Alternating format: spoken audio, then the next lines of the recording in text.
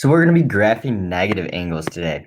And if you missed the first three videos, like 9.01, 9.02, and 9.03, I would definitely go back and watch those.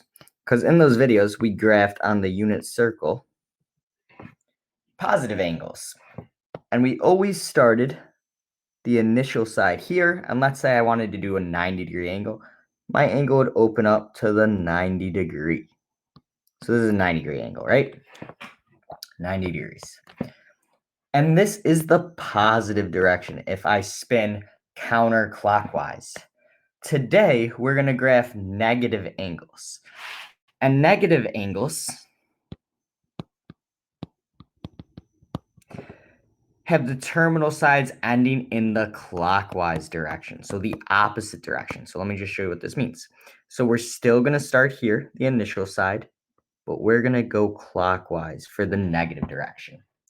So that means negative 90 would be here. So if I wanted to graph a negative 90, it would go right here. And positive 90 would go up here.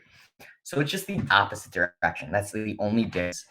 So if you watched 9.03 or 9.02, the rest is going to be the same. We're just going to go down to graph these angles. And negative angles. Oh, let me just do, my bad.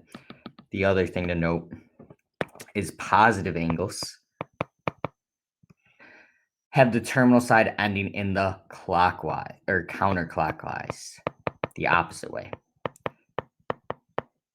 And like, honestly, clockwise, counterclockwise, I don't really remember those words. I just remember up is positive, down direction, negative.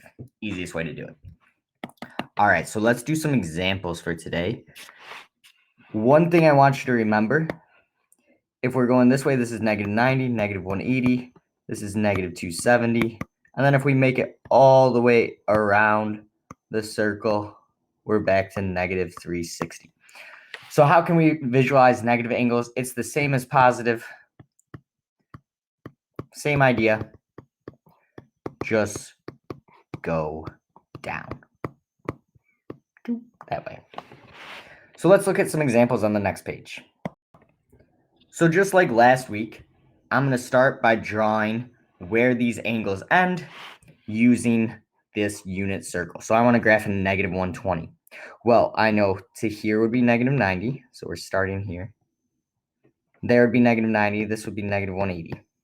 120 is between 90 and 180, and it's 30 more than negative 90. So a 30-degree angle here. This is negative 120. That's where it would end up. Negative 120. That's the angle. So we want to draw that arrow representing the span of the angle. So it's how big it is right there, negative 120, and label the reference angle in degrees. And again, this is how far away from the nearest x-axis are we. Well, if I'm at 120 to get to negative 180, it would be 60 more degrees. Technically, it's negative 60 degrees, but we always just put them as positive because tomorrow, actually, we're going to draw right triangles and figure out some sides of right triangles. So it's 60 degrees to get to that 180. So that is my reference angle. All right, I want you to pause this video and try this one right to the right of it. Where would the negative 30 go? All right, go. So negative 30, right? 0 is here, negative 90. Oh, it's only 30 degrees into this quadrant. This would be negative 30. And the reference angle, how far away from the x-axis is it? Oh, it's just 30 degrees. So it's right here. So in these two quadrants, it's usually pretty easy. So the reference angle is 30 degrees. So let's look at an example where it's a little harder. If I have radians, graphing radians sucks. So the best thing to do is turn them into negative pi over 3 degrees. And I do that by multiplying by 180 degrees. I know there's 3.14 radians in every 180 degrees, so that's my scale factor. Pi's cancel. So negative 7 times 180 divided by 3. And if you put this in your calculator, because I'm not going to do that in my head. Need some thinking music here because I'm calculating. So 7 times 180 divided by 3. You get 420. Negative 420 though, right? Ooh. So I realized that's not between 0 and 360, right? So I want to get that to 0 and 360, but let's look at a number line really quick.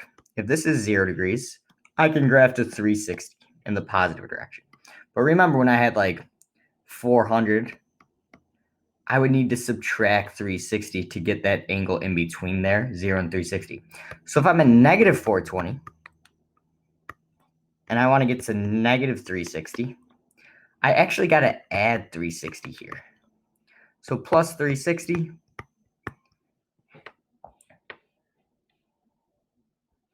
you get 60, negative 60 degrees. So I got to graph a negative 60 degree angle. So first we turned it into degrees. Then we made sure it was between 0 and negative 360. So it's negative 60 degrees. So it's in quadrant 1 here because this is 0. This is negative 90. It's 30 degrees away from negative 90. So right about here. And that's a negative 60 degree angle. And since it's that close to the x-axis, that is also my reference angle. So I'm done. So change it to degrees. Make sure it's between 0 and 360 so we could graph it. And you could always add or subtract 360 to get it closer to 360 degrees. All right, let's try one more on your own. Pause the video, then hit play when you're done, and I'll show you the answer. First thing, convert to degrees. Times 180 over pi. Pi's cancel. Negative 9 times 180. Divide by 4. Calculator. Thank you. Negative 405.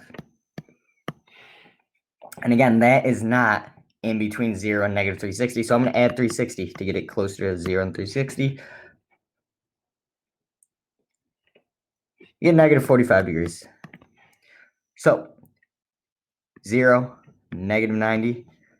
Negative 45 is halfway in between, just to be really accurate. It's exactly halfway. So this is a negative 45 degree angle right there. That's it. And that's the reference angle because that's how far away it is from the x-axis. Nice and easy.